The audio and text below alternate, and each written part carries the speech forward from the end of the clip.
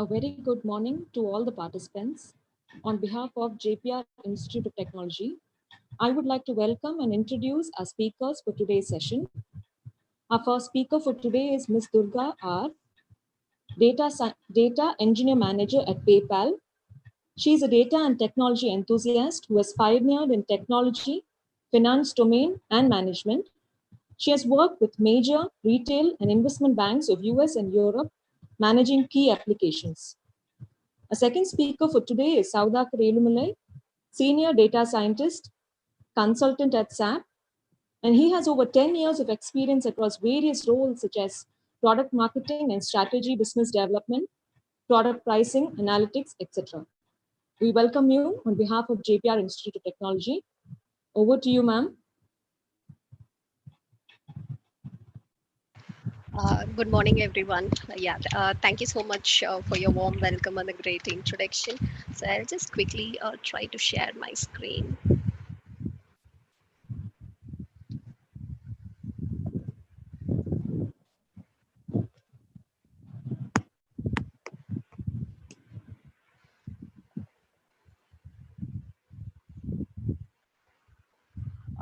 Hope you're all able to view my screen.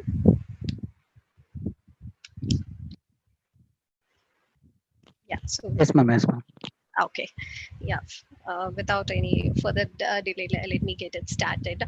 So the focus for the today's session would be on the regression model and the ensemble methods. So where I will be covering on the regression model, and Soudhakar will be focusing on the logistic model and the ensemble methods. So as part of this, let me quickly start with a regression, a linear regression.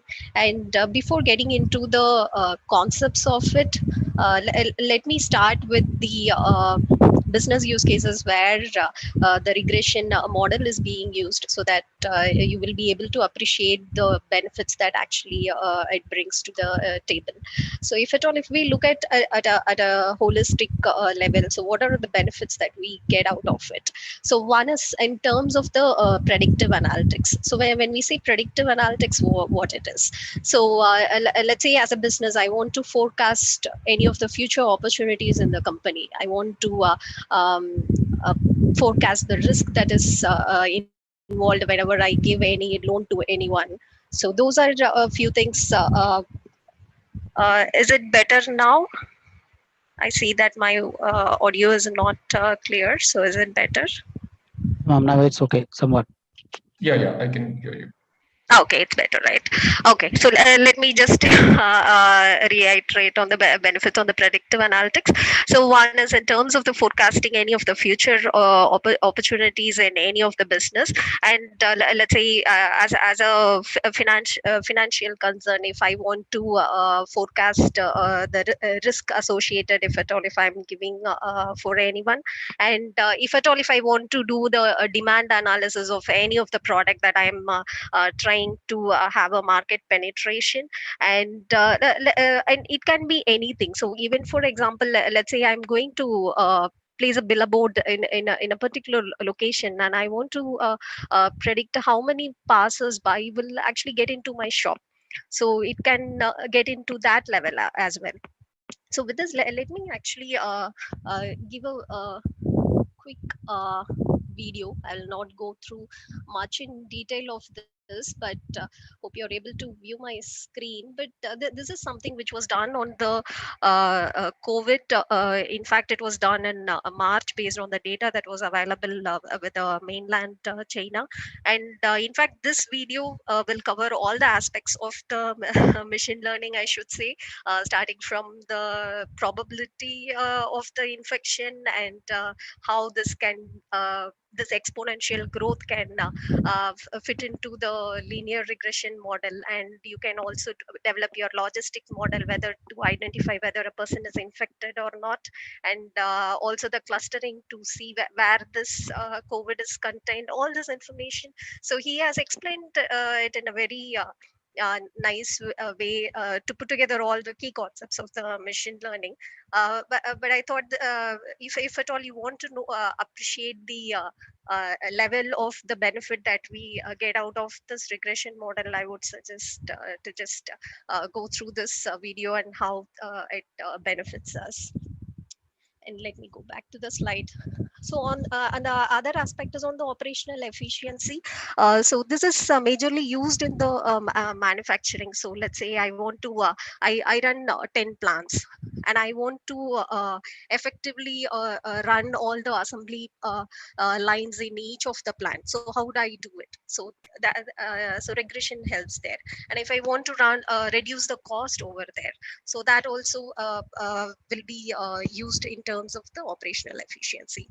And in terms of the supporting decisions, correcting errors, news insights, I would say it's all more or less interlinked. For example, if you take the current situation where everyone is kind of working from home, so this is a new insight that we are getting. And as part of that, what are all the other insights that we get? It's a reduction in the infrastructure cost at a high level, but what are the costs that can be reduced? It can be your uh, the reduction in your commute time, which will bring down your transportation and the logistic cost with the major of the software companies, or it can be your maintenance cost at your workplace in terms of cleaning, or it can be even to do with the cafeteria where it's no more required. So these are all brings a new insights to it, based on which the management can decide. So that is where all the decisions are coming from, where Twitter, Facebook, everyone is moving towards the work from home concept. So linear regression actually helps a lot in terms of using for any of these use cases. So without further ado, I will get into the concepts. So hope you're still able to view my screen. Okay, so let's not get intimidated with the formula here, or don't worry if I'm taking you all back to the school. So to understand what is linear regression, so let me put it as a 2-mark question and answer. So in terms of why, so that's the first question that we want to answer. So if at all, if it is on the why, then it is to establish the uh, relationship between between two or one or more continuous variables.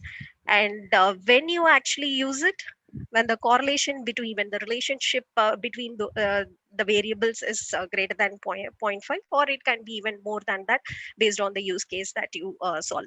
So put it in a very layman term. So this is what it is. You want to uh, establish and understand the relationship to variables, and when this happens, when there is a strong correlation. So now let's get into the formula that is being described here, and to actually put this into perspective. So what I let me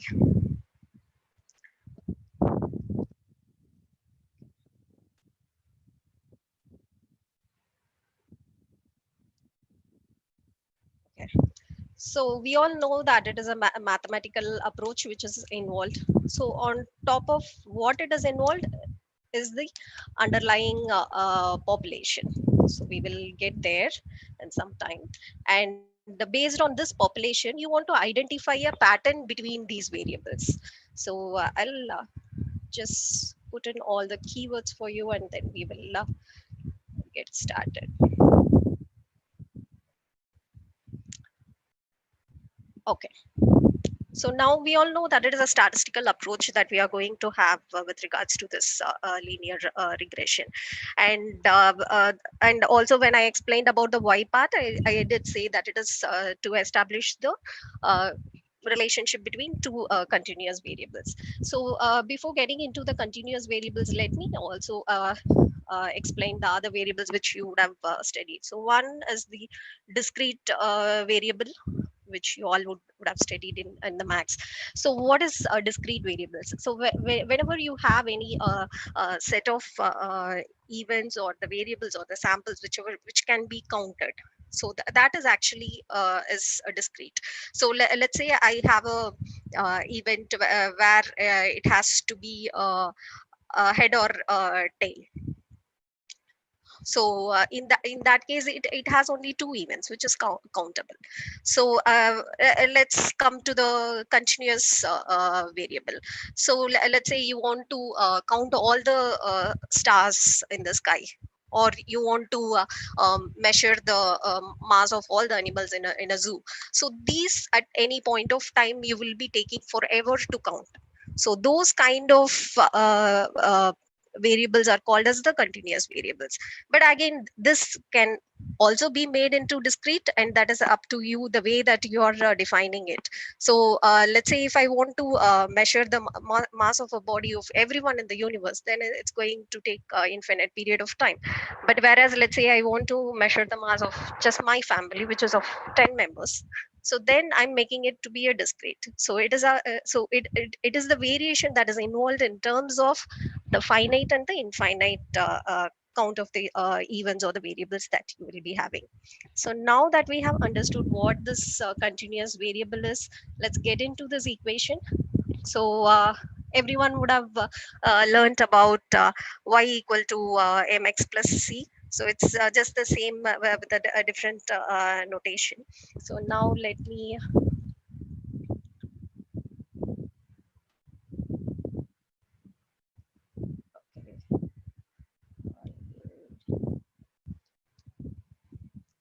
Okay, so now we have seen about the continuous variables, and then let's get into the dependent variable and the independent variable.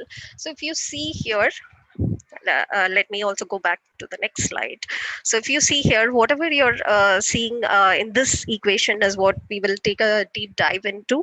So this is your dependent variable, and this is your independent variable. So when I say independent variable, so let's take an example of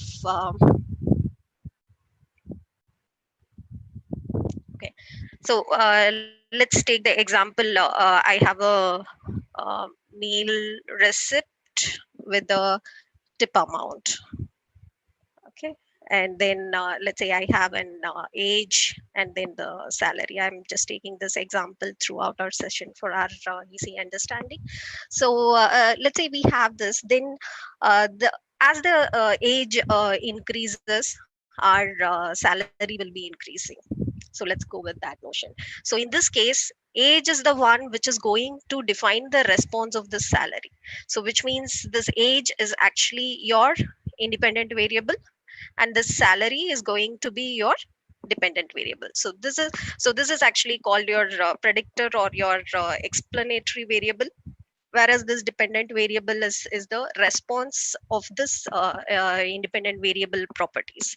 So now that you have understood this x and y in this equation, let's try to get even more meaningful uh, insights out of this. So let me okay. So let's say I have these 2 points. Okay. Okay, I have these 2 points. So in these 2 points, if at all I need to connect it, so with a physical eye and with a 2D plane, I know that this is how it has to be. Okay, but what eventually happens in terms of the mathematical equation is you actually do a run to your right, and then you rise. Okay, so this is actually your slope, so which is what you see in this equation as a coefficient, which is beta 1, where this will be your run and this is your rise. So which means your slope will be your rise by run. Okay, so now this is just with 2 points I explained it, so which is why it looks so simple for you. So let's get into much uh, deeper conversation by expanding the complexity of this case. So let's go back to our age versus salary. So where ages are uh, independent variable, and salary is your dependent variable. So if we have this, so let's say we have a population of data with regards to it. So what I will be if at all if we do a scatter plot, then we will be getting some points like this. Okay, so what linear regression is all about is to identify the best fit line so that it maximum covers all these scattered points. You will not be able to cover everything, but whatever is the maximum, so that will be your best linear regression line. So that is what is represented by this formula here. So now let me so now that we know what is our dependent and independent variables, so this will be your age, this will be your salary, which is your independent variable. And now we know that this is our slope, which is our beta 1 here. And this line, so it can start from here, it can be this way, it can be this way, but how this is actually determined is with your intercept. So that is what is this beta 0 is. And also we have this random error. So what actually we will be doing with this regression best fit line is basically with the observed value whatever we have. So whatever we have observed with this specific age, what is the salary, we are going to predict our new salary for any given age. So that is what we are going to achieve, right? So let's say this is going to be our observed value, and this is going to be your predicted value. So whatever you're seeing here, right? So this deviation between your predicted and your observed value, so that is actually your error. So we will get much into the details of this error, because so this entire equation is going to be the crux of this whole this linear regression session. So we will take a deep dive on that as well. So moving next in terms of understanding what are all the type of the regression models that you have. So let's go back to the, okay, I think I removed it. Okay, let's go back to this example. So where we have the just the meal receipt number, and then the tip amount. Okay, and then we have our age and salary. And then you have your let's say for anyone who is greater than 40, what is the health score that is associated. Okay, let's take each of this example in terms of uh, uh, between the dependent and the independent variable. So in this case, this clearly cannot be your independent variable, because it's just a receipt number. So that doesn't reflect upon how what the response of this tip amount should be. So in this case, essentially there is no independent variable. So which means if you go back to this formula, this is your independent variable. So this actually will be, the slope will be 0. So which means in this case, your beta 1 is equal to 0. So if I go back to our, sorry. Okay. So in this case, this is how the graph will look like for the regression, where the beta 1 is 0, and it will be a straight line, and this straight line is the mean line, which we will again take a deep dive into in our subsequent slides. So on the next case, so in this case, as the age increases, your salary increases. So which means your beta 1 is actually positive. So which is what the case which we saw now. So in this case, your regression model is going to be like this. So the example which we try to explain the entire equation. So this is how it will be. So for this actually is your expected value on your dependent variable, and this is your independent variable, and this is your intercept, and this is the slope. Okay, and the final one. So as your age increases, your health score actually decreases. So in this case, your beta 1 will be negative. Okay, so this is what this this regression is all about. So there would be cases wherein if at all, if you try to have your scatter plot, it may not even fit into this. Your regression line might actually look like okay, let me switch it off.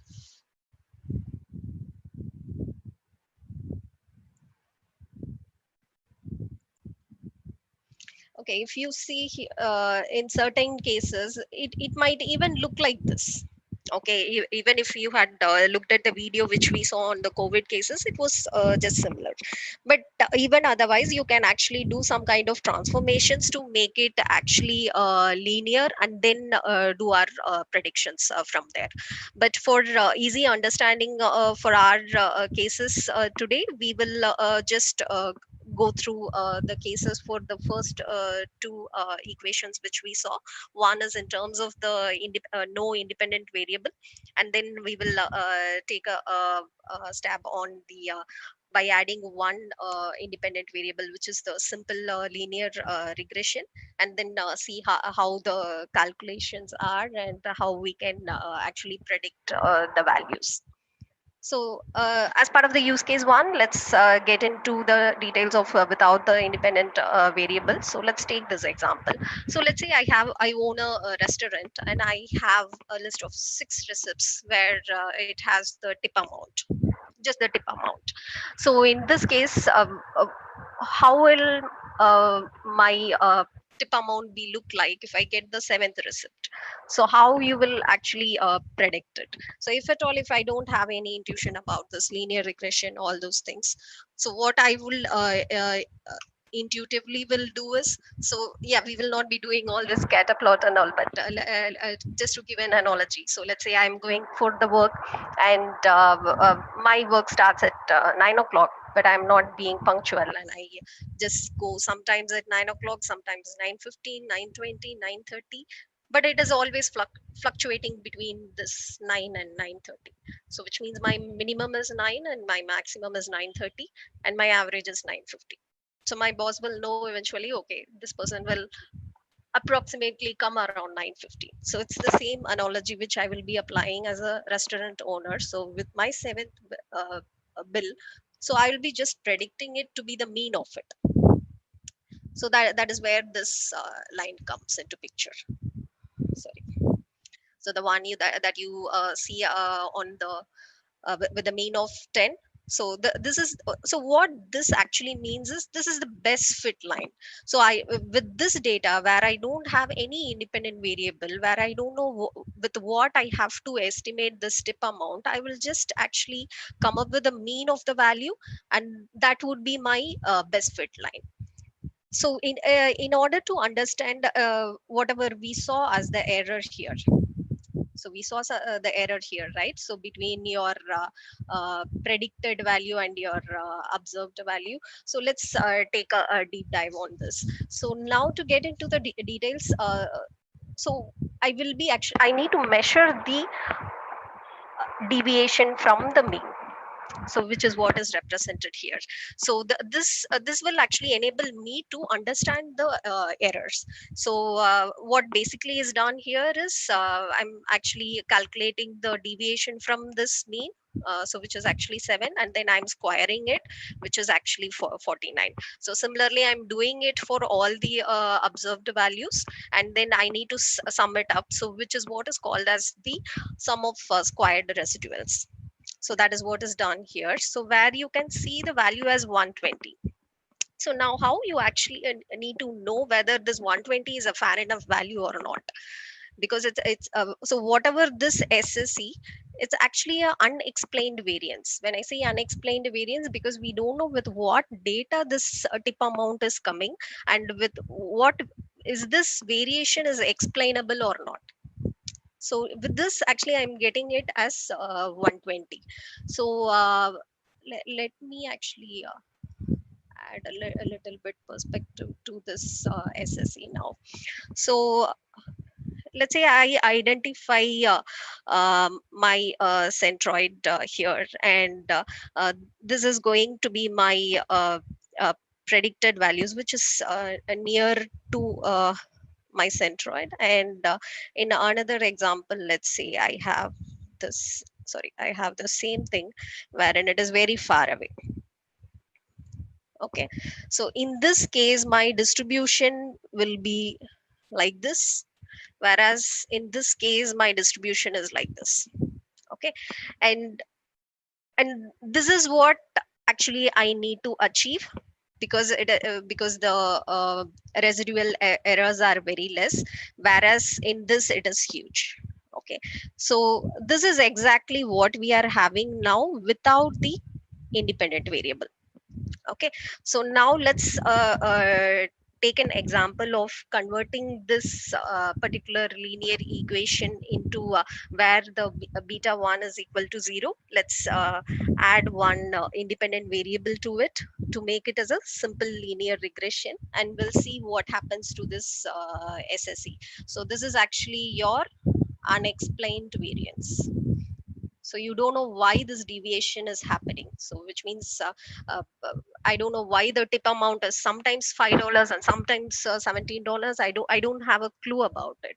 So let's try to understand why it is.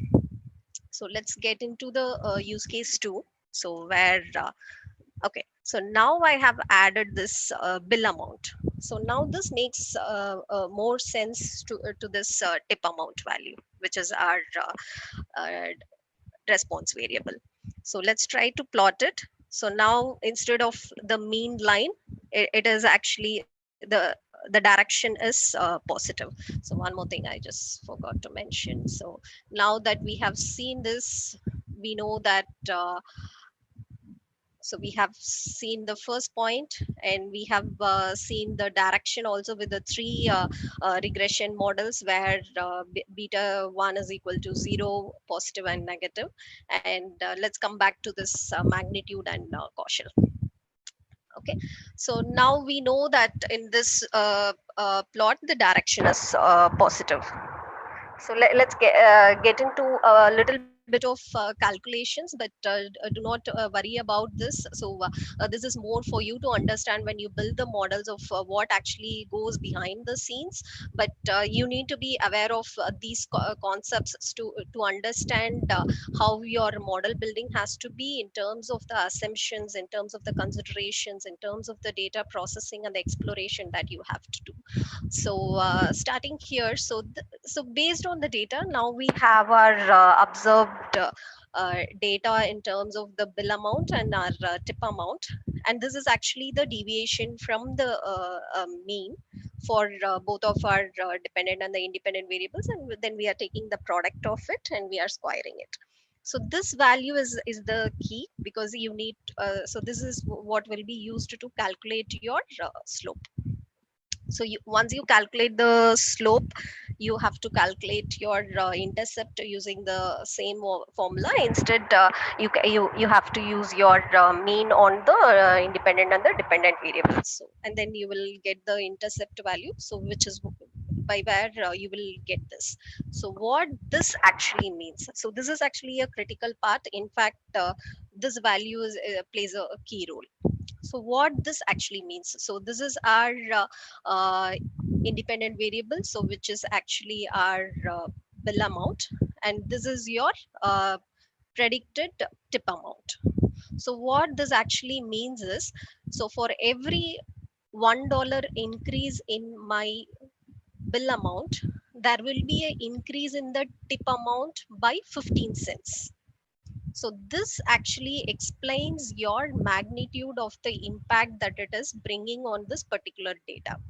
So adding this particular independent variable is bringing this much times the impact on this dependent variable of the tip amount. So that is what exactly we mean here in terms of the magnitude and in terms of the cost.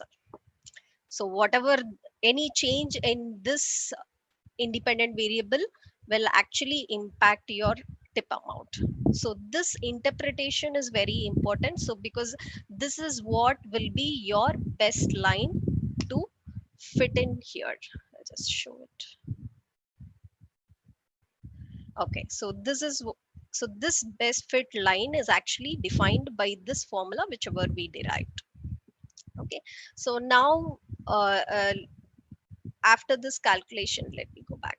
So using this equation, let's identify all the predicted tip amount for each of this observed bill amount. So you just got to apply that formula, which is the best regression line, and then you get all your predicted values, which is where you actually plot this. So now again, likewise, how we did without the independent variable in terms of measuring the deviation, we will be doing it for this also, which is what is called as the residuals. Okay, it's the same of how we did it earlier. So we find the observed predicted difference. So if you remember, so it is actually this value. So we are actually measuring the difference, and then we are squaring it up, and look at this. So we are getting the SSE value as 30. Okay, now let's go back here. So now the SSE is 30. So which means it has become narrower. Okay, which is a good sign. Okay, so let's try to understand this more. So which is what, so this is exactly what I was referring in that distribution. So when there is no independent variable, so this is how it will be, where your SSE is equal to your SST, which is the sum of square totals. So whereas now that we have added one independent variable to make it as a simple linear equation, so we have got the SSE reduced to be 30, and if you and your SST is actually 120, which is we calculated it with the mean. I'll just show how it is calculated in the next slide. So if you deduct these two, you will get this 89. So how to interpret these values? So if you remember, we just saw that this SSE is caused due to the unexplained variance. So now that SSR is calculated, this is actually your explained variance. So how it is? So just to give a perspective to the values of how these three squared values are calculated. So your SSE is between your whatever you see in the purple is your predicted values, and this is your observed value. So if you find the deviation between these two, that's your SSE. The summation of that is SSE, and the SSR is between the predicted value and your mean, and SST is your observed value and your mean. So if you see here, so uh, what essentially that we understand from here is the explained variability is more, which is what we want, we need to have, and how to measure that will be using this formula, which is the called as the R squared. So which is what you will be keep seeing in your model building, be it in Python or R. So which is actually the coefficient of determination. So that is actually SSR by SST, so which comes around 74%. So what is this 74% is actually 75% of this variation is actually caused by this independent variable of bill amount.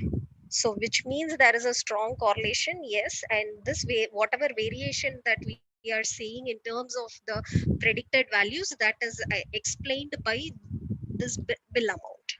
So and this value should be always higher. The higher the value of the R squared, better will be your model. Okay, so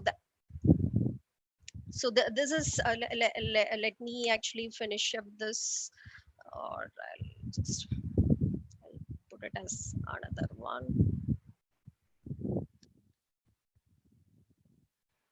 So what are all the things that we have seen is, I'm not able to edit it, so hence I'm putting it as a another text. So we have seen about the, so this is all about on the simple linear regression. We have seen about the continuous variables, and then we have seen about the intercept and the coefficient. So which is what we try to understand from this linear regression line, and then we saw all the three different type of regression models, where we saw without the independent variable, and then by adding a single independent variable to it, we saw the use cases related to it. And then we saw about the SSC without the independent variable, and then we saw the SSR, and then SST, and then the R squared. So in a nutshell, so these are the key concepts that you have to be aware with regards to the simple linear regression model.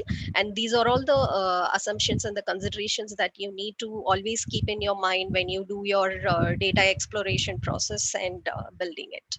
So with this, we are marking the end of the simple linear regression, and let's move to the multiple linear regression. So this is again, that's just the next level of complexity with regards to the simple linear. So where if your regression model has two or more continuous variables, then it becomes your multiple regression model. And in most of the cases you will be having this, so wherein so if you take the same example of the age versus salary, uh, it, not just the age determines your salary, right? You have to be you need to have your uh, the HR people will be considering your education, your technology skills that you have, the years of experience that you have, and probably the location matters, the country where you reside matters. So if you add up all these independent variables, then it becomes your multiple regression. But the assumptions and the considerations that you have to have for the multiple regression, that will be even gets even more complex, because you have now more than two continuous variables. And these are the some of the key assumptions. One is in terms of the model parameters should follow the normal distribution, and the other is in terms of the it should not have multicollinearity, and errors should be randomly distributed, which is actually a homoscedasticity. So let me so so what is actually meant by the multicollinearity? So this happens when there are two variables which explains each other by itself. So let's say I have the uh, weight value and a fat percentage to derive whether it is a overweight or not.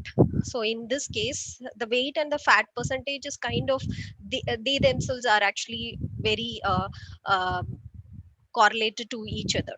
So which means what happens is um, uh, your regression line, whichever you try to fit it won't be as a fitness of good, but it will be overfitting over there. So there is one more thing which you always need to consider.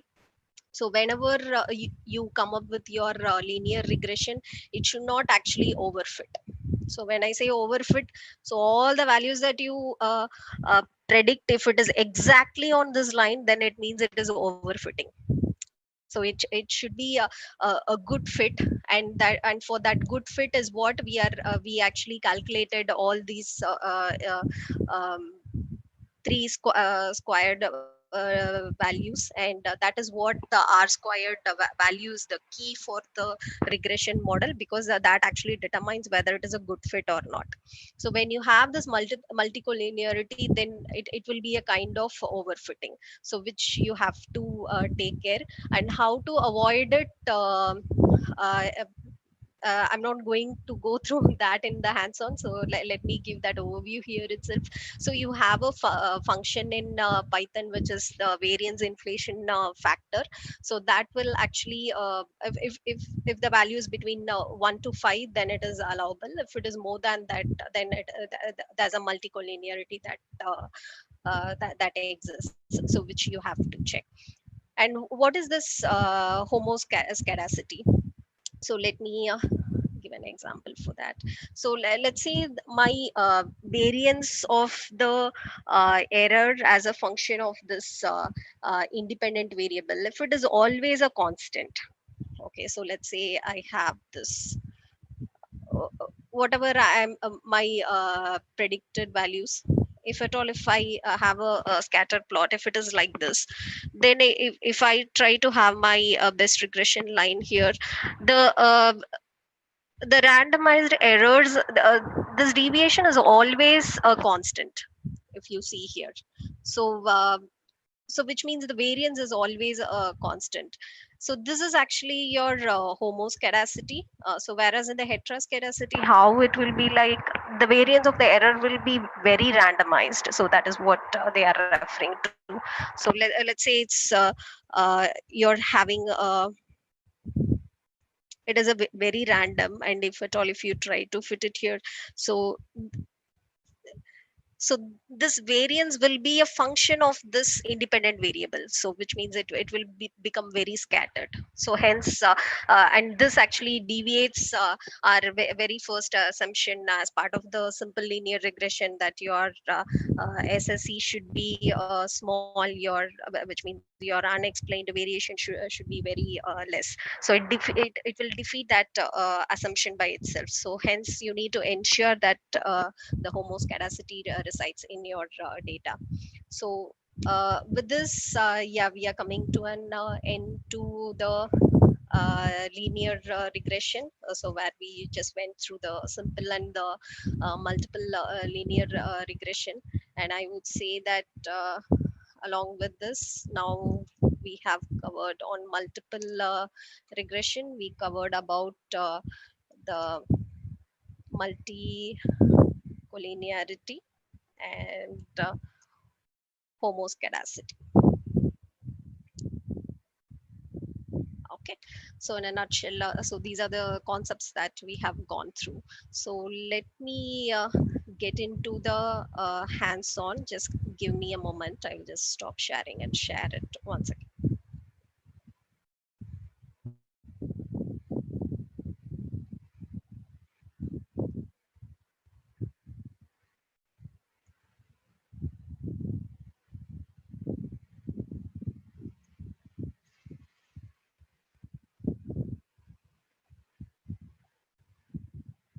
Okay. Hope you're all able to see the screen. Okay. So the so what we will do is I will just quickly explain it and hand it over to Soudhakar, because it's already 11:30. So with regards to the simple linear regression, as I said, it will be with only one independent variable, and the example that we are going to take is on the age versus salary data.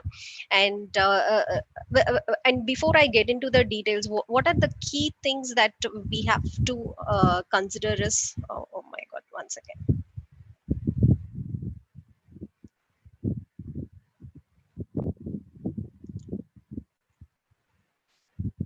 Okay, so what are all the key things that we have to consider for it are, so one is the data preparation, and then your data processing, and then comes your model building.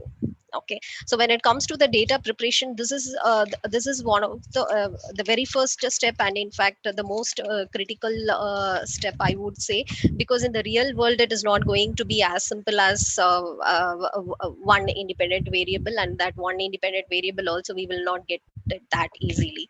So in the real world it might be so let's take an example of the retail data, and you want to understand the sales of a particular product. So which means you need to get all the customer information, what type of customer is actually buying this product, and from which kind of stores they are buying it, whether it is retail or whether it is online or in store, and by what means they are actually buying it, and what is the sales that is coming up from, whether if it is from the online or if it is from the store.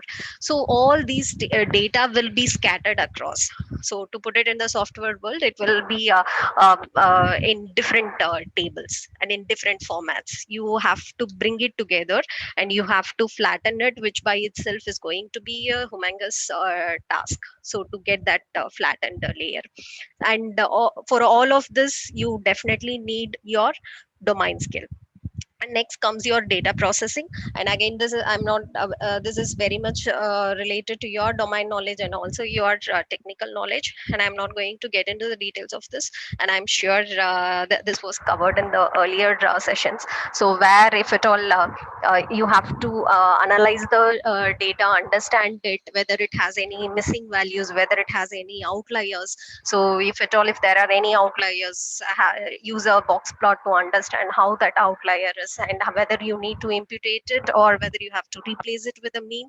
So all these decision making will come via your domain experience, or sometimes people also will use the decision tree to actually replace those values. So all those activities needs to be done during your data processing, and also on the dummy variables, and mainly on the categorical variables. Whatever processing is required, you have to do it. And then comes your model building. So now let me go to the screen once again. Okay, so because of which I'm not going to get into the details of importing the libraries and the data set and all. The key things are here is one is you need to split your data set into your training data set and the test data set. So when I say training, so whatever data set that you have is called the population, which is your entire data. So you're going to build your model using your 80 percentage of the data, and then predict it on your test data. So that's the reason you actually have your test size here. And then here we are using the sklearn library, and you can use the linear regression method fit to actually identify your best regression line, and then you can predict with that. So let me just quickly run through it. Let me try to finish it off in next 5 minutes. Okay.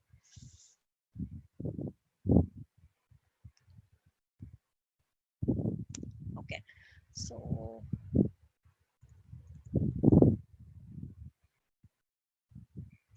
So if you have the values here, you can let me also.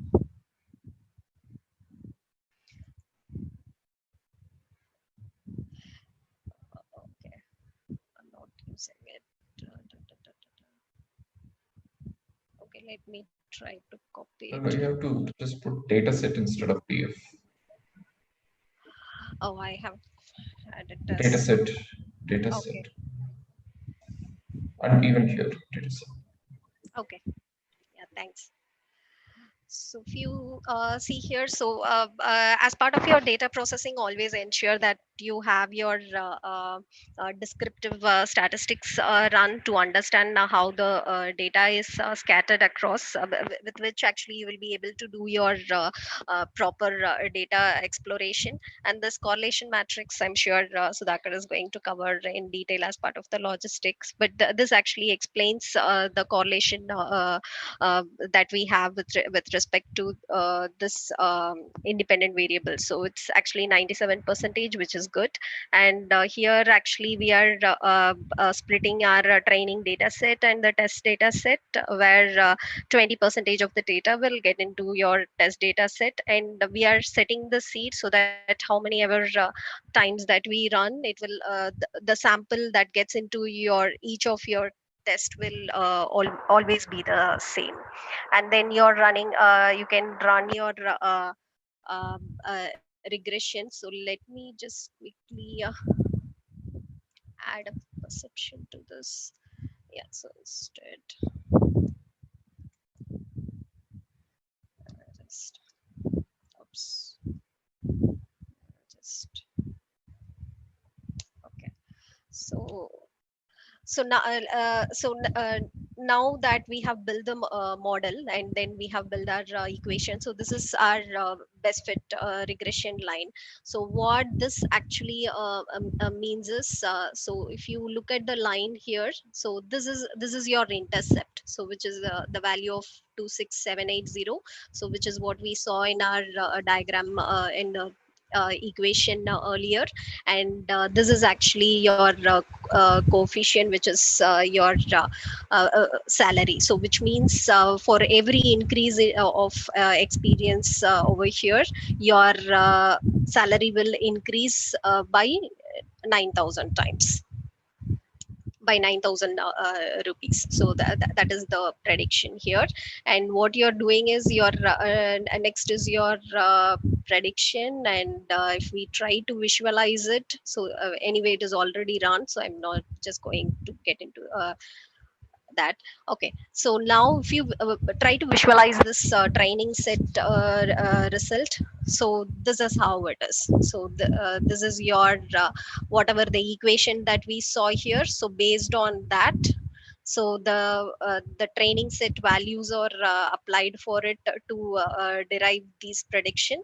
And now what we are, one thing that you have to see be aware is, when you plot it against the test result, you need to ensure that you use only the training data set. The reason being that whatever we have derived here is using the training test result, so which means this equation is derived out of that. So this, if at all if you want to use the same equation for our prediction, then it should reflect your training instead of your test. So just be cautious when you build this model. And now if you see, so this is our the prediction on your test set. So how in the real world happens is, you will be deriving your building your model using this training set, and once it gets into production for any of the new data that comes. So in this case, the test set is the new data which we split from that population. So in the real world, so in when you run it in production, so for any of the new data set, it will be run against whatever you have predicted as part of this. So yeah, so I think now you're able to correlate all the concepts that we learned with this hands-on in Python of how the model is going.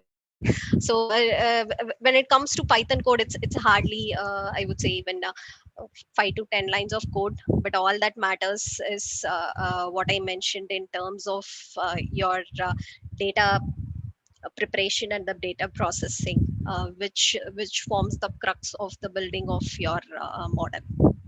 So with this, I will stop on the regression model, and I will and there's a quiz, and I'm not sure if that is actually planned for now, or we can have it towards the end. I will leave Neelagandan to decide that, and then we will move to logistic regression.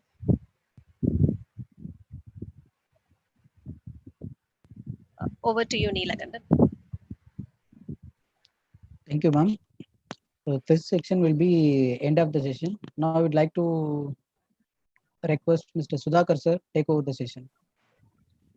Sure, sir. Thank you. First of all, thank you so much for the opportunity. So let me share my screen and let me cut to the chase, and we can get started quickly. So we have a presentation. So let me introduce myself. My name is Soudhakar. I'm a senior data scientist with SAP. So that's the brief background about me. So I've worked in multiple companies like Genpact, Dell, Flipkart, and now with SAP. And all my 10 years, I've been working with data sciences. So initially it was called as analytics. So now it's been called as data science for us. So it encompasses most of the things like artificial intelligence, deep learning, etc. So with this brief introduction, so let me start. And again, see, as far as my understanding goes, most of the audience must be new to machine learning concepts. So therefore, I will try to make it as light as possible and as friendly as possible. So I'm just trying to demystify the concepts of logistic regression. So what is logistic regression? So first of all, logistic regression is a machine learning model which is used for classification purposes. So basically, the output of it will give you an yes or no kind of an answer. So to make that happen, there has to be an explainable relationship between one dependent variable and at least one independent variable. So that is and again, the dependent variable has to be binary variable. Say, for example, whether a person would buy my phone or not. So if I'm, say, someone like Apple, and I want to find out whether a particular customer would buy my product or not. So based on that, I can in fact do a lot of things. There is a huge application that comes when I know who is my customer versus who is not my customer. Then what I can do is I can target the ads. Today, it's the world, it's a digitalized world, and we find digital marketing material all over the place when we go, and the content is too many. And how to declutter and give the content only to the specific set of people, because we have a skip ad option, we have a skip introduction option. So we have to be really careful with our marketing. We have to show the traffic, make sure that it goes and reaches to the right kind of audience. So therefore, these kinds of binary classifications or uh, ordinal or nominal kind of classifications are quite important for us to make important business calls. And why we use it, like I told you, that there are lots of decisions that we make, right? So some of the really today the use cases that we are using are, whom should we give a loan? So if you get a particular call from from someone saying that, sir, you have a pre-approved loan of 5 lakhs or 10 lakhs, or you have, how about buying a credit card? So all these decisions are made using a lot of input variables. So they would have your credit score, they would have your age information, your gender information, whether you are married or single, do you own a house or something, etc. Put together, they will come up with a model. And then using that model, they will say that whether this person is eligible to be given a loan or not. And then they will say that, okay, so this is my priority list, go and call these people. And I'm sure that this is the way it happens in, say, developed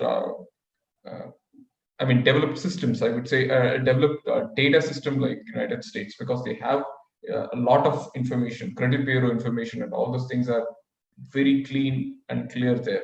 And they have been doing it for a very long time. India has picked up quite late. So therefore, still you will find lots of junk calls coming, but most of the places, it will be more targeted in nature. And the other one is that telecalling, other telecalling stuffs is also a good use case for using this logistic regression models. And there are other things like even to find a cancer from an image, say from your X-ray image, you can use these kinds of classification models. So that's the power of models of this sort. So they are very robust, and they can help you to make a call whether should you take this particular decision or not. So you might ask this question. So we have been rambling a lot of machine learning terms for a while, but have I ever used it? So to be honest, yes, I did. It is as much as asking Sachin Tendulkar whether Boost is the secret of his energy or not.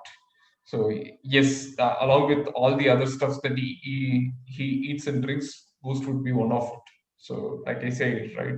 So the logistic regression that I'm going to talk about is one of the techniques that I have successfully implemented at Flipkart. So this is basically a buying model that we created for Motorola. So the history of it goes like this. So Motorola is a Moto G, when it was first launched back in 2014.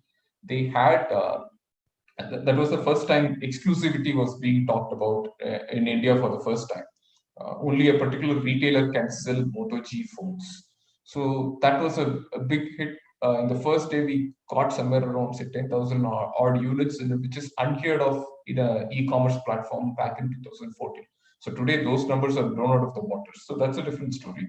But when you take a 2014 concept, 10,000 units in a single day is crazy. And that so once this crazy sale was going on, what happened? So immediately Flipkart got quite excited and they said, okay, so how about selling 2 lakh phones? So in fact, that was in fact, a kind of an over-promising kind of a thing, right? So when you try to think about it, like say, yeah, I'll be selling this much of phones, but at the end of the day, beyond a particular point, all these electronic items will have a cycle. So they might tend to reduce in their sales. So they won't be selling as much as units when they started. So it will kind of slow down.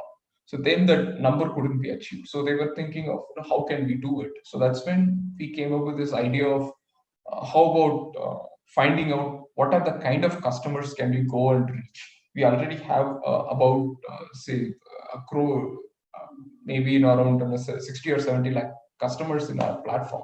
So how about reaching out to them itself so that we can try to find a possible potential customer. So then, hello, can you hear me? Yes, Soudhakar. Okay. So how about reaching out to our own customers? So how can we identify that? So we cannot send a blast email, which would in fact touch every customer's mailbox, which is going to be it is going to be quite annoying, and many people would unsubscribe to the email. So that's a risk that we are running into, because acquiring a customer is a cost to the company. So it might cost you a lot of money to acquire a new customer. And if you lose an existing customer, that's a dent in your pocket. So therefore, you can't afford to do that. So therefore, you have to make sure that you identify only the specific customers and send only the mailers to them. And then for that, we use logistic regression. So now you might have the enthusiasm to learn and know the power of logistic regression.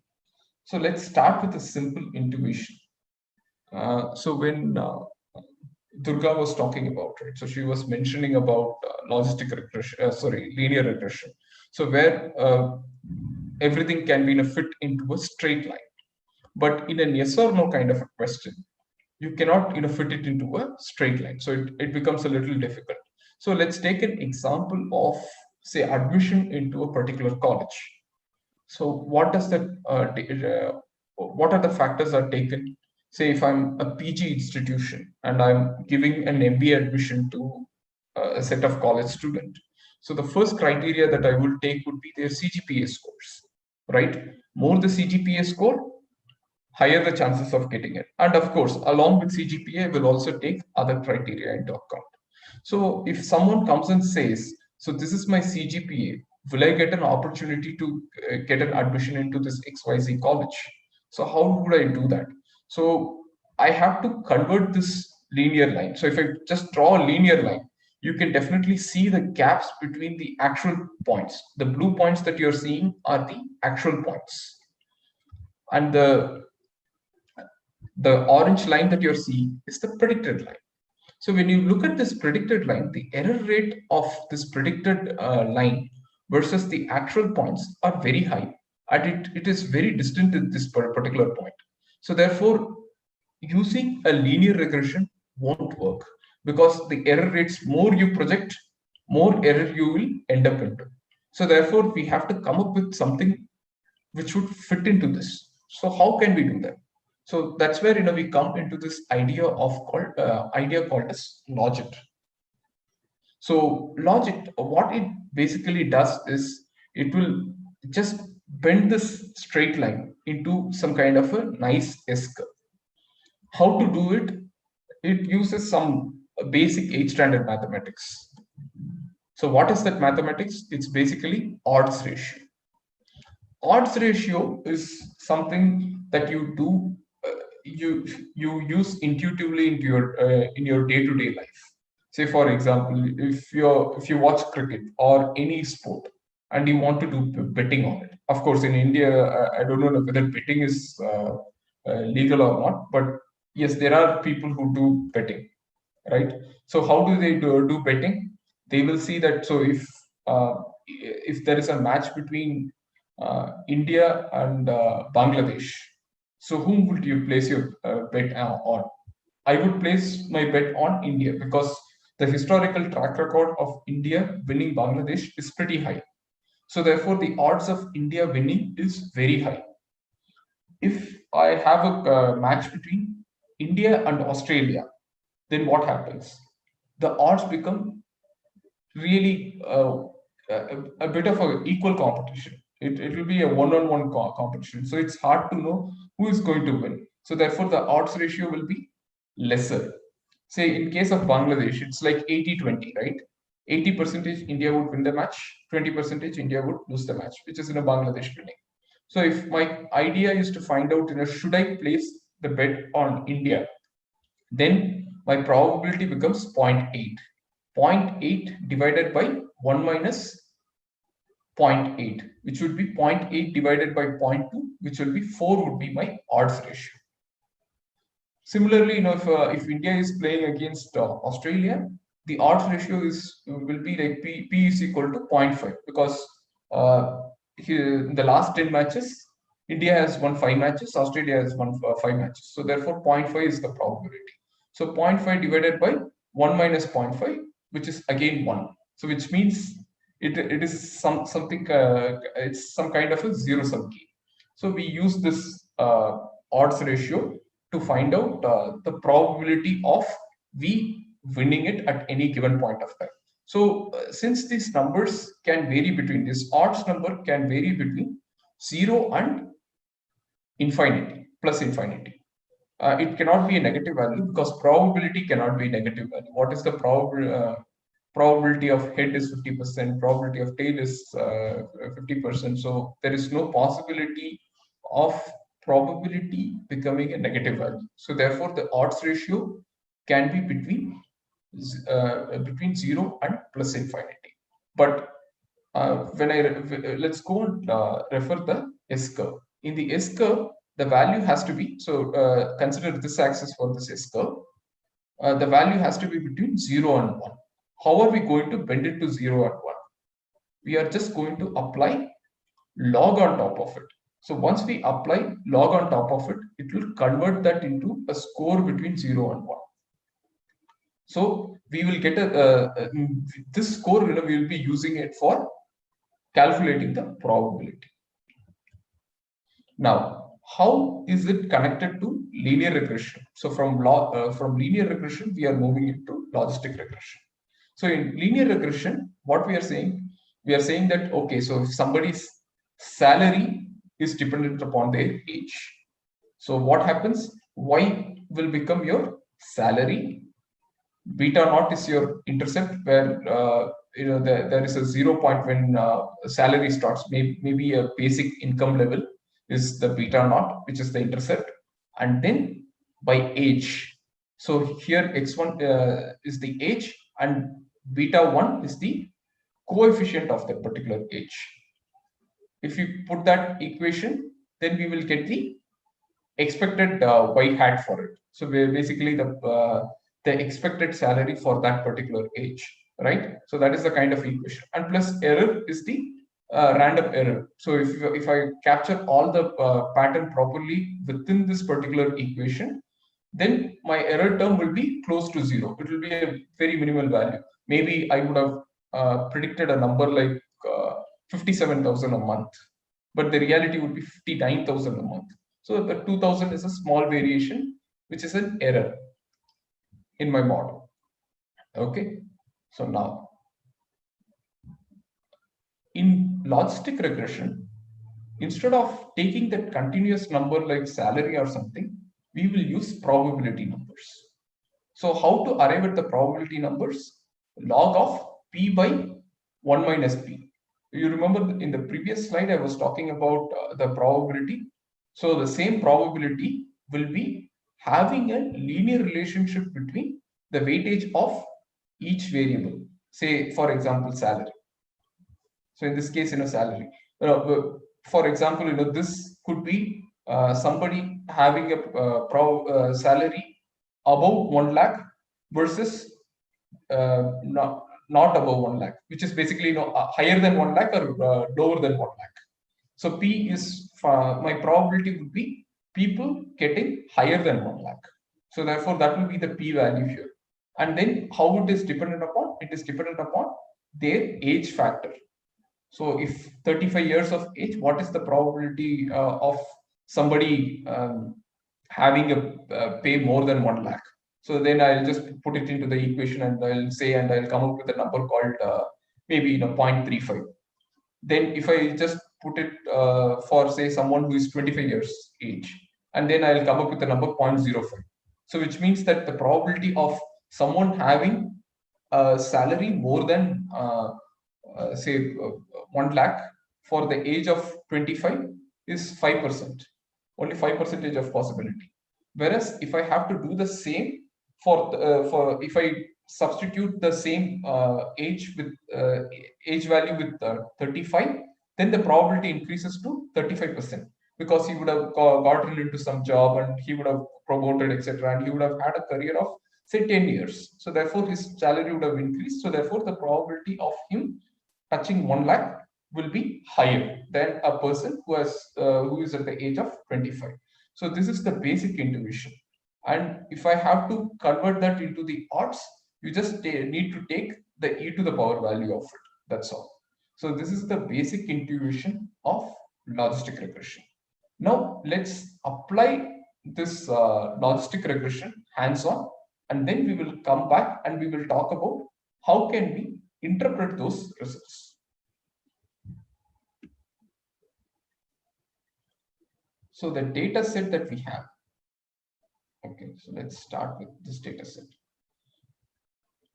Okay, so this is again a data set called, it is available in Kaggle. So social network data is what I've taken. So we have some advertising data with us. And that data tells whether a person has purchased a particular product or not.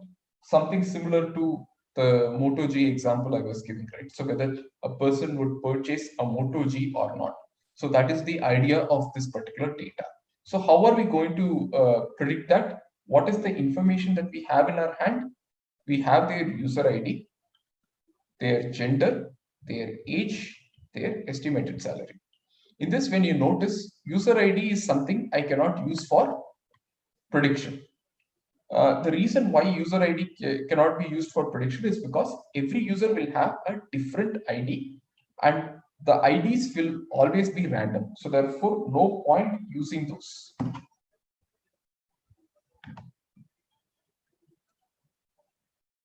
And then gender. Maybe gender can play a role. If it's electronics, maybe you can definitely see some kind of a gender bias happening there. So this is something that we have seen in say categories like say smartwatches. Smartwatches might be say someone there will be a higher male bias when it comes to buying smartwatches like Huawei. There will be a higher female bias when it comes to Fitbit Versa. So these are certain biases that we can see. So we can use those biases to estimate it. So basically saying that the likelihood would increase, right? So if it's a male, maybe that will have a higher likelihood or lower likelihood. So we can use that in this logistic regression to find out the odds. Similarly, age, higher age or lower age. How can we do that? Then estimated salary. So using that, we can find out. So this is something which we can intuitively say, but to do the actual math, we need a model, right? So that's why we are using this model. So basically, whatever we humans are very good in, when you give a smaller data, they can analyze it pretty well. But if you have to do it in a larger scale, these small algorithms has to be looped through. So that looping through algorithm is what this logistic, one of the looping through algorithm is basically the logistic regression algorithm that we have. So now, before running the model, there are some sanity check that we have to make. Something like we should not have any null values there. null values and missing values will actually mar your model completely. So therefore, if there is a null value, you have to treat them. So there are multiple ways of treating a missing value. One is to remove them completely. Another is called as replacement. So if your data is very small, go for replacement. You have too many missing values, and if you replace those, or if you delete them, then your data size will come down quite considerably. So in those cases, you have to just go back and refill your model. So for that, what you will do, you will one very naive way of doing it is replacing it with an average value or a mode value. If it's a categorical value, you will use a mode value. If it's a say continuous number, we will use an average value. But those have a lot of bias towards average. So in order to avoid that, we use something called as imputation method. So imputation is slightly more complex way of replacing the values. So I can give a simple analogy of, say, an answer paper of one particular student is lost. So what I will do, if I'm going to replace that student's score with average of the other students, will that be a fair estimate? No, that's definitely not a fair estimate. I should also look at how well he has scored in other subjects. So maybe my class average is, say, 55, and this student has scored 90 plus in all the subjects. So should I be replacing it with 55? Not really. I have to scale it up, and I have to find other subjects value, and then replace it with a newer value. Then if the and vice versa. So if the score is lot below average, maybe 25 to 30 is what I scored in all the subjects. If I give 55, then that is also not a right thing to do, because people who have worked harder will be punished because of this particular kind of a scoring. So therefore, I have to look at his other values and then take a call. So that is what basically we will do with an with the imputation method. So let's start with the coding. Here you can see that I've imported two packages called two libraries called as NumPy and Pandas. So what is the use of these two libraries? One is a linear algebra library where it will do the matrix calculation. So therefore, it is used. We use NumPy. Pandas is for data frame calculations. So all the data frame calculations will be through Pandas. Okay, so we have done the is-null check. All those things are done. Now I'm also pre-processing this data. So pre-processing of this data, whenever you look at the codes will be like maybe it won't take 4 or 5 lines. The core logistic code or the core linear regression codes will be hardly like 3 to 4 lines. But the major chunk of the work will happen on how are we going to clean the data and how are we going to massage the data so that we get a good input into the model, or else it will turn out to be a garbage in and a garbage out. So to avoid that, we will do a fair pre-processing. We will also, this is the place where we require the domain experts. Maybe, if I don't know anything, I might use user ID as an input variable. So in this case, it is very obvious, but in reality, we will come up with certain variables which could be completely a useless variable, or else we can't use that variable for any kind of a prediction. So therefore, a domain expert's knowledge is required. Okay, so we can do that pre-processing here. And for pre-processing, the first step would be breaking your data into train and test. So train and test is, I will again give an analogy to make it simple. So train and test is something like this. So training is when you go to a college, attend classes, that is called training. They will teach you. So for this question, this is the right answer. For this question, this is the right answer. When you go and sit and write an examination, you will get a question related to whatever you have learned. But the questions will be different. Maybe in the class, I would have taught you 5 plus 5 is equal to 10. In the exam, I will be asking 50 plus 50 is equal to what? Okay, so therefore I cannot just memorize the answers and then write in the examination. So then if I do that, probably if I ask a different question, there is a higher chances that I would give wrong answers. So that is how training and testing works. So I hope this kind of an analogy helped you to understand why we are breaking the data into train and test. In training, your model can work really well, can show some really astronomical levels of accuracy. But if it doesn't work on test data, that means your model is overfitted. Okay, so that is a concept, I'll talk about that in a while. And next, we are doing a dummy coding. So this dummy coding is called as one-hot encoding. So basically, we turn certain variables into, say, one-hot encoding. Say, for example, gender male and female. So we cannot use it directly because it has to be number has to be an input. Ones and zeros or hundreds and 200s, that those kinds of numbers is what would be taken as an input in a model. So we have to convert that. And why are we converting in this particular format? Because the presence or absence of a particular gender. Say, for example, the way we can encode it is, say, gender female. So if the number is 0, that means it is not a female. If the number is 1, that means it is a female.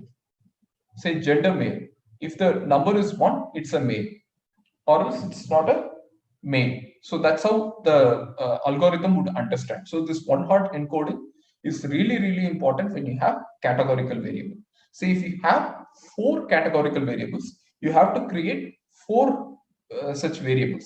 And this, so you don't really need to say if I have to create some 200 categories, what will I do? So all these things will be taken care by this pd.getDummies. So this will help us. Just you need to give the column names based on the unique values. It will create the columns for you. Okay, and since these two are related columns, we just need one of this column. Either we need gender female or gender male. That's all we would require. Okay. Now, so first we have done all the data cleaning here, where we have done the one-hot coding, we have tested for null values, etc. So now let's go and split the data into train and test. So here you are saying that size is equal to 0.3, which means that 30% I will be taking for test. So that is the parameter. So if you want to take a larger value, you can put 0.4. I will stick with 0.3 here. Okay, and the random state. Random state, you can give any number that you want here. Here I've given 0. You can give a random state of 1, 2, 3, 4. Or you can give any other number, 215 or your birth year, whatever you want. Why are we giving this particular number? Because we can reproduce the result later. For example, if I have to rerun the code, every time it will do a random split. If I don't give a particular number, it will do a random split.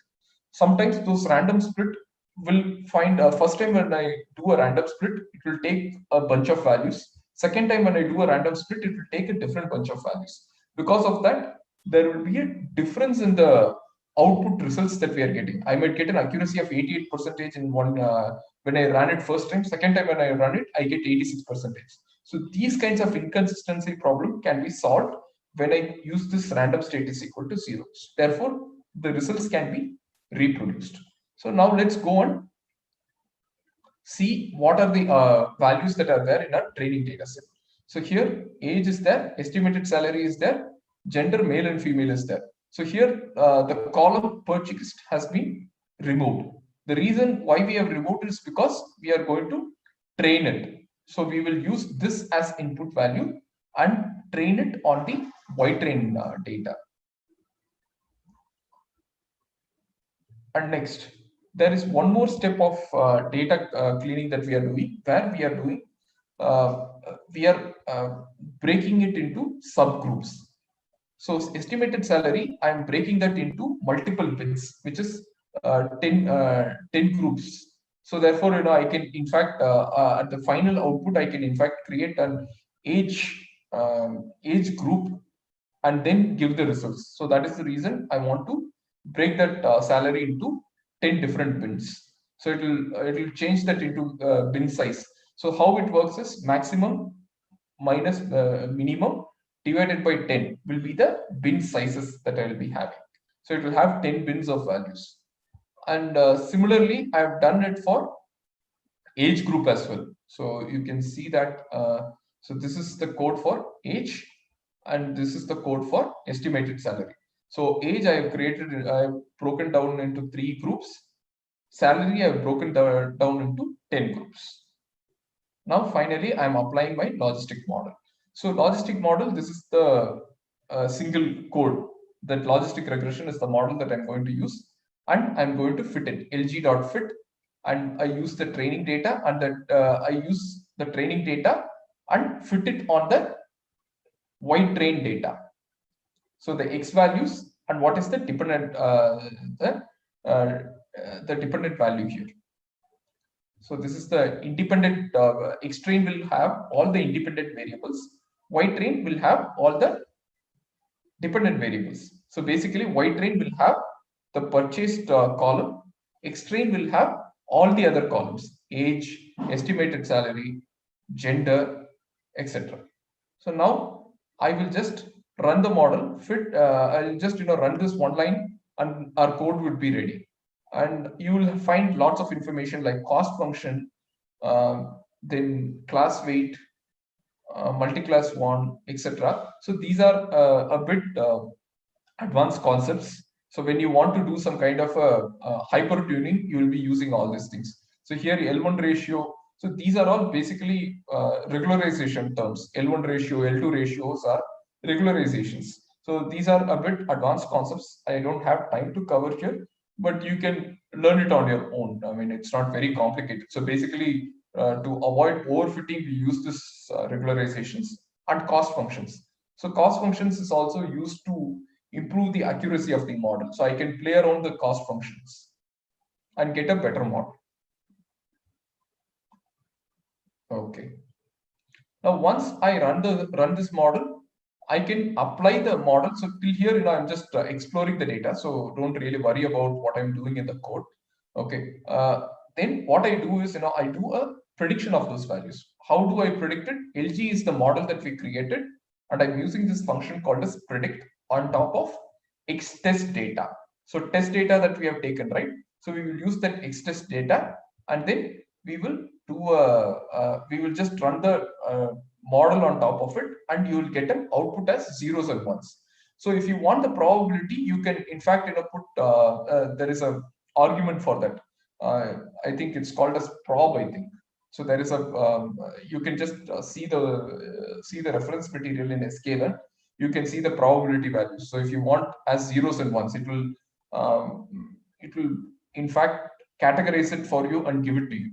So it will. So if you want it as a probability value, you can also give that parameter and get the probability values. And then finally, once I get the prediction value, I want to know whether my prediction is a good prediction or not. So for that, what I will be using, I'll be using something called as a confusion matrix. Confusion matrix tells me, so what is the actual prediction versus what is the prediction versus the actual value. Say here, I will have the actual values. Here I will have the actual predictions. So what happens if I predict the value as 1?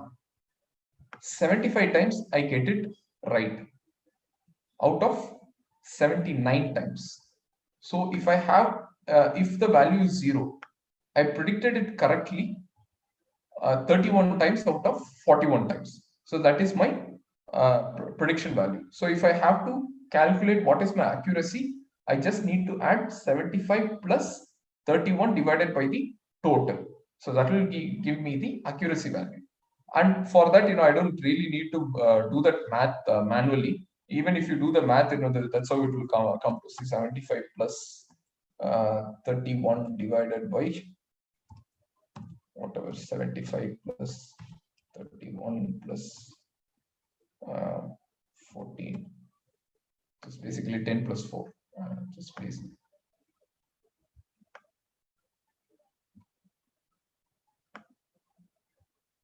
Oops.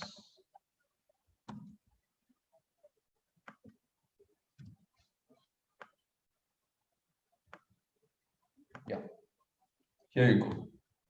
So you get that same value. So instead of putting that, we will just use this function as accuracy score. So this is how we do it. So what if the score is bad? Then you go back again, you tweak around the variables. Maybe instead of 10 bins, you change that into 12 bins or 5 bins, or you go and tune the cost values, etc. And then you will get a better results, and then you can start using it. So there are some advanced concepts like say cross validation, etc. So that will also give you some better results. So you can use some hyperparameter tuning. So those are a bit advanced concepts that will help you to improve the model. Now, let's get back to the presentation on how to interpret this output.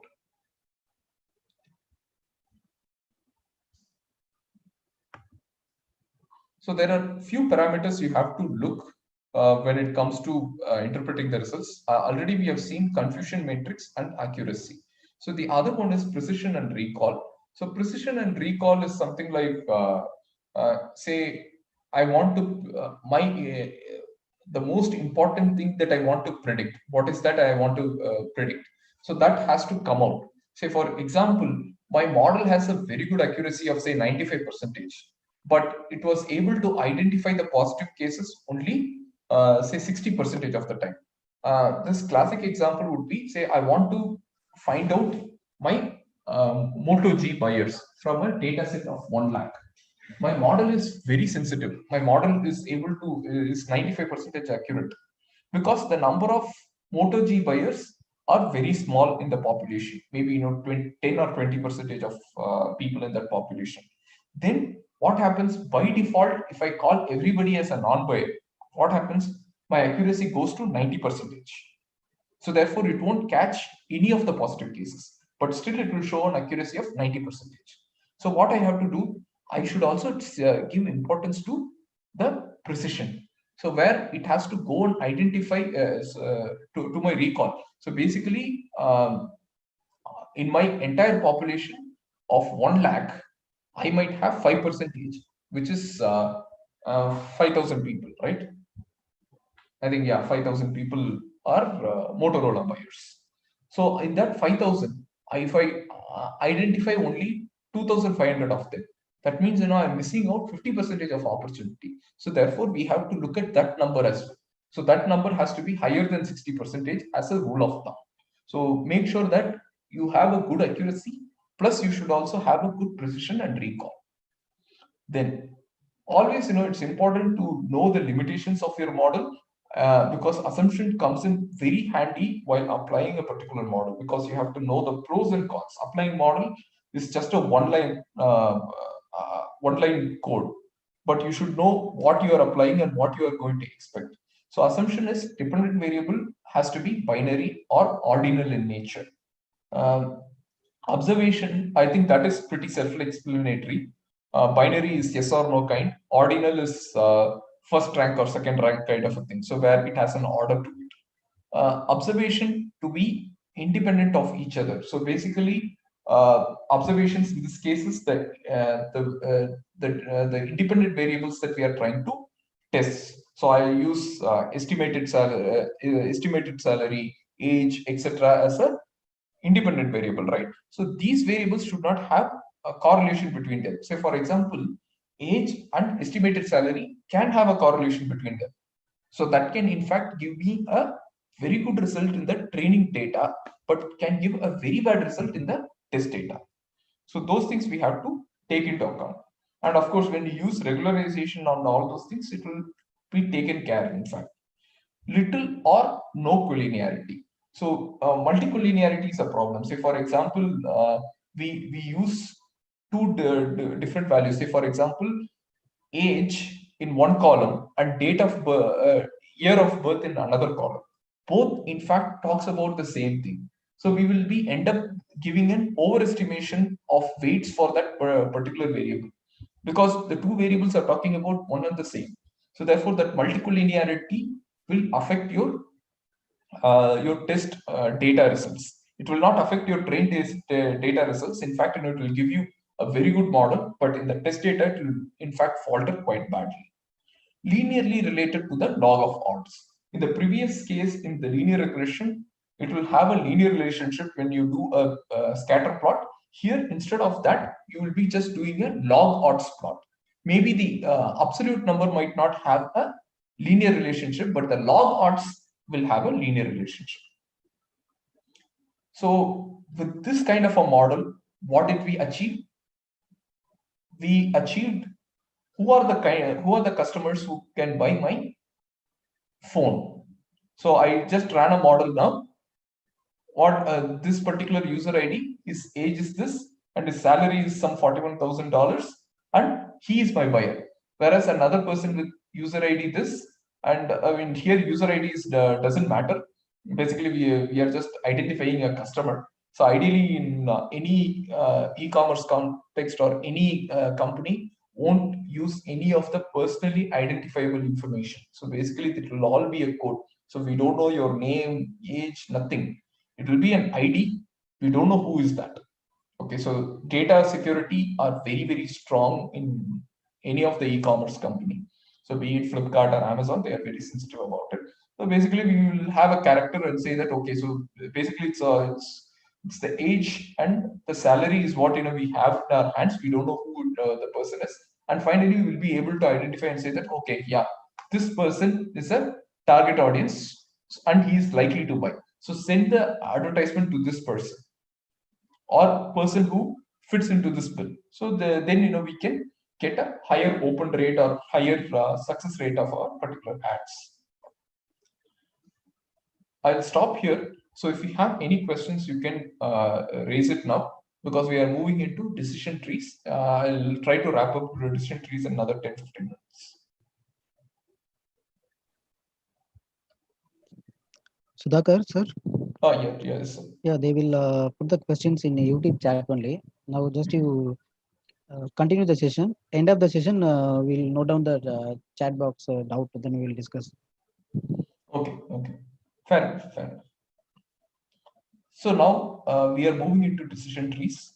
So decision tree is again, what is decision tree? So let's start, right? So it's a supervised learning. I'm sure that in the previous sessions, somebody would have given you introduction into artificial intelligence, where they will talk about what is the difference between data science and artificial intelligence. So what are the different types of learning methods? What is in machine learning? What is supervised learning? What is unsupervised learning? So this is one of the supervised learning part. So supervised learning is nothing but where we have the right answers also into with us, and this can be used for regression as well as classification. So here they use it like a tree and leaf and node kind of a model, where they just split the data. So splitting the data is the idea behind decision tree. So in logistic regression, we came up with a linear equation, right? So here we will be just splitting the data into buckets. So I will show it in the next slide. How does it work? Okay, so say for example, does the person like computer games? So if his age is his first question, is his age less than 15? If the answer is yes, then it goes here. And if the age is greater than 15, then it goes to the other group. So therefore, it is negatively affecting it. This is positively affecting it. Is the gender male? Then it is yes. If it is gender female, then it reduces the probability. So it is more when it's for an example sake. It's nothing to say that okay, so this particular gender is what would be playing computer games. Maybe today it's all changing. Girls and boys, everybody are into computer games. Maybe age is a factor, and the affordability of their parents will come into as an important factor. So just for illustration example, we are given it. So therefore, the prediction of this person who fits into this bill will have a higher probability, and next followed by that this persona will have higher probability, and finally these people will have a lower probability of playing games. We are not saying that they will never play, but we are saying that the likelihood is lower. That's all. And for identifying it, we use this formula called as entropy, how these buckets are split. So this can be even done in a Excel sheet, right? I just go and again, if I have to find out the same example, coming to the same example of people buying Motorola Moto G phones, right? What if I know their income level? So if his monthly income level is 30,000, will he buy the phone? Maybe. So his probability of buying will be for a 30,000 per salaried person would be say 0.1%. Whereas his salary is 70,000, then his likelihood of buying will be 0.3 0.3. 30% probability. So basically the bucket keeps increasing. So we are basically splitting the data into bucket. So if the person is say salaried employee, higher chance. If he's into business, lower chance. So likewise, it will use variable, which is basically the attributes, and it will try to split. So the good thing about decision tree is you don't really need to do any variable selection. So here you don't have this problem of multicollinearity or normally distributed. So all these assumptions are not required here. So that is the best part of decision tree. But and it is also very simple to explain to someone. So like the previous slide, like I showed to you, right? So it is very simple to explain to someone. So it is very intuitive, right? So I just need to ask a bunch of questions and then I'll arrive at the answer. So that's the simplicity of it. And how the splitting is done, basically, it will take all the variables and it will identify which variable does give me the best possible entropy from the first splitting. Say, for example, here I can ask the question of gender here itself, but the question gender will have a lower Gini index compared to the age factor. So age will be a better predictor than gender. So therefore, we are first splitting it using age, and then followed by that, we are splitting it by gender. So that is the way it in fact goes.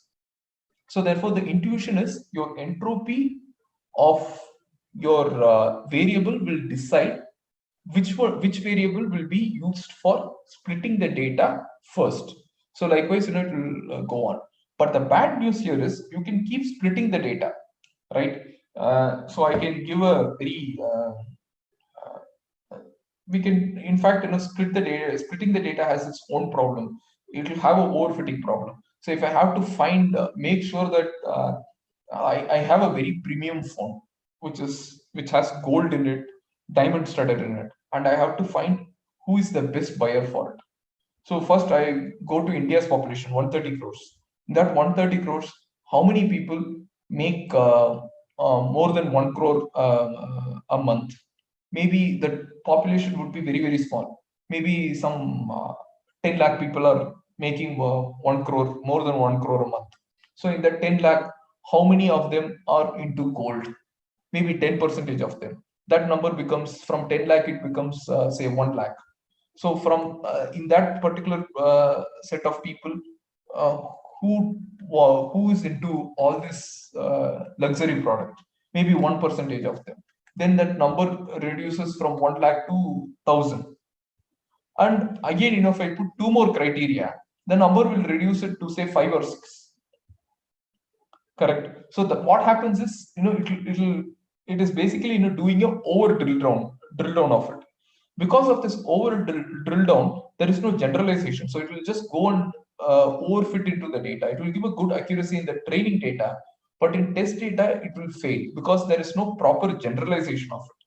So that is the problem. And this problem can be overcome by pruning the trees. So that it doesn't, I can give a bucket size saying that, okay, my group size should not be less than 10% of my total data set. Then it will stop after 2 or 3 drill downs. The tree will stop. Okay. So once we do that in say hands-on practice, you will get an idea of what I'm trying to do. Okay, and important question. So why we use it? Same reason why we use logistic regression.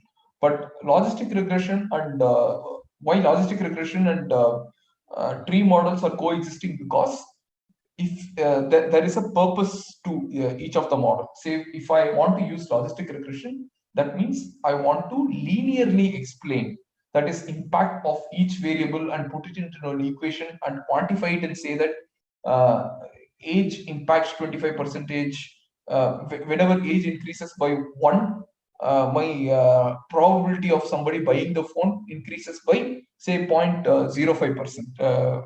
0.05%. So that is the kind of interpretation that you can make from a logistic regression. But in a tree model, you cannot make such predictions. But the good thing about tree model is it's very flexible and you can take care of overfitting, and you can also do lots of hyperparameter tuning, and the accuracy of tree model in most of the cases would be lot higher than the logistic regression model. But banks love logistic regression model over e-commerce or any other industry, because in banks you have to tell them clearly, because the banks are completely I would say regulated. Therefore the regulations require, even if you are making a model for giving a loan, it should make sure that you are not discriminating people. So if I'm using pin code is a discriminating value, right? So so if there is a pin code, say electronic city pin code is 100, and whereas say one particular pin code, say which is a very poor pin code, maybe 225, which is the outskirt of Bangalore, where many of the poor people are living. So if I'm using pin code as a predictor, that means I'm discriminating them. So bank has to know what variable gets into it and how much is it affecting my model. So therefore the banks are very particular about using logistic regression, whereas e-commerce are very much concerned about the accuracy of those values. So that is the difference between them. Okay. Sorry.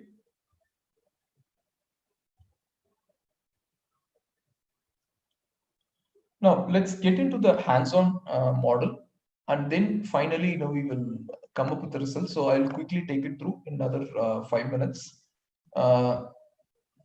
Say again, like the last one, we are importing libraries. NumPy is for matrix. Pandas is for dealing with data frames, which is data munching.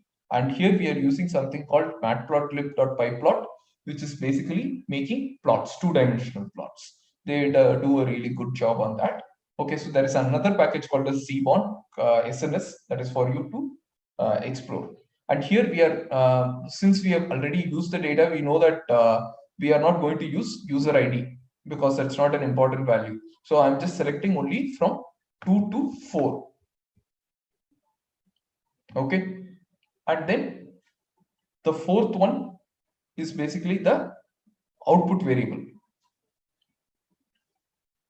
So now I'm doing the training and test splitting. Here I'm using 25%. Like I said, you can choose whatever number that you want, but make sure that number is not more than 40%, because you will have a loss of data. So don't do that. So keep it at somewhere less than 40% of it, and don't go below 20% of it. This is another thumb rule. And then finally, I'm using a standard scaler. So the standard scaler is something which is very helpful in terms of transforming your data. So basically, so the kind of transformation is you make the data between zeros and ones. So therefore, the optimization becomes a lot more faster. So I mean, if I have to explain optimization, that gets into this gradient descent to the gradient descent mode, and why we are going into that region will be a little complicated. I will tell you very simple in very simple terms. So if I'm going to say that search a value between best value between say minus 50,000 to plus 50,000, the search will be very large. If I'm going to say that search the best value between 0 and 1, then the search will be a lot more smaller and a lot more efficient. So that is the reason why we go for scalings. So therefore the values are scaled between zeros and ones. So therefore when we want to see the real values, we will do the rescaling of it. So here I'll just run this model. Okay, I have to run it from the beginning to make it work. So I've done the X and Y split. Now I'm just doing the normalization. So the normalization will basically make the numbers between 0 and 1. And then here I'm just directly applying the decision tree classifier, and the criterion that I'm using is entropy. So it's basically the uncertainty, so which is the purest bucket, right? So that is what, so lesser the entropy, better it is. And finally, I'm fitting the model on my train. Here you can see the minimum sample leaf, minimum samples, etc. So these are numbers that you can tweak around. So if I tweak around, then it will solve for overfitting the model. I ran this. So now my model is created. That's all. Model creation is that's all. And now I will apply it on the test data and predict it. X test. So X test is nothing but your. I will just feed in gender value, age value, estimated salary value, and that's it. It will just do the prediction on top of it. Now let's see the confusion matrix. So the confusion matrix is 62 for case as purchased. I'm able to identify 62 purchased cases correctly and 6 of them wrongly. And non-purchased cases, 3 of them I identified them wrongly and 29 of them I identified them correctly. So my accuracy would be 62 plus 29 will give me the accuracy value. Okay, which is 91%, which is slightly better than linear regression model. So now let me apply that and run a visualization on top of it. So you don't really need to do this visualization, just to show you how the splitting has been done. Say one variable will put a straight line here, and then it will another variable will put a straight line here. So basically, it will the red ones are the zeros, people who don't purchase. The ones are the people who purchase. So it will just try to find a variable and just put a criteria, say estimated salary. It just puts a straight line here, and then it puts a straight line here, puts a straight line here, and then it just forms the boundaries. So everything in this yellow boundary are the ones people who don't buy the product. The green one, the green boundaries are the people who would buy the product. So this is how we do the splitting. So it is a linear classifier. So in cases where you want to do, say, circular classification and all those things, there is a method called as kernel method. So those are used in SVMs and all those things. We will talk about that in advanced topics. So that's about it. The other version of this decision tree is random forest, where we don't believe a single tree, but rather, we run like 500 different trees. So iteratively we run 500 different trees, and then we will pick up on the voting method. So variable one. So which one is seen in most of the 500 models. So it is more like wisdom of crowd. So whichever has the majority value will be the best one. Yeah. So that's about the content I have in my hands, and finally the assumptions of it. So similar to, I think here we don't have much assumptions in decision trees, so we don't really require that. So there are few minor differences between decision tree in terms of the uses, in terms of the use case that we use.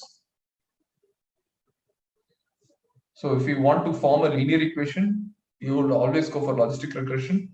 If you want a flexible kind of a model where you can apply bagging and boosting, then go for a tree model. Multicollinearity is something that you have to take care in logistic regression, but in decision tree you don't really worry about it. But the one thing that you have to worry about is overfitting.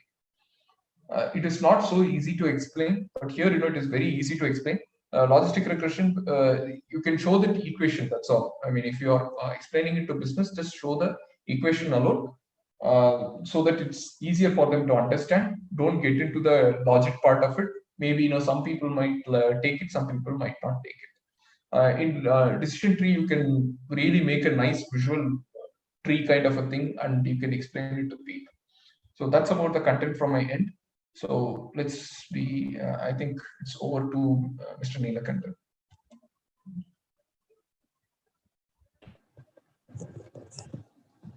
Thank you, sir, for the wonderful session.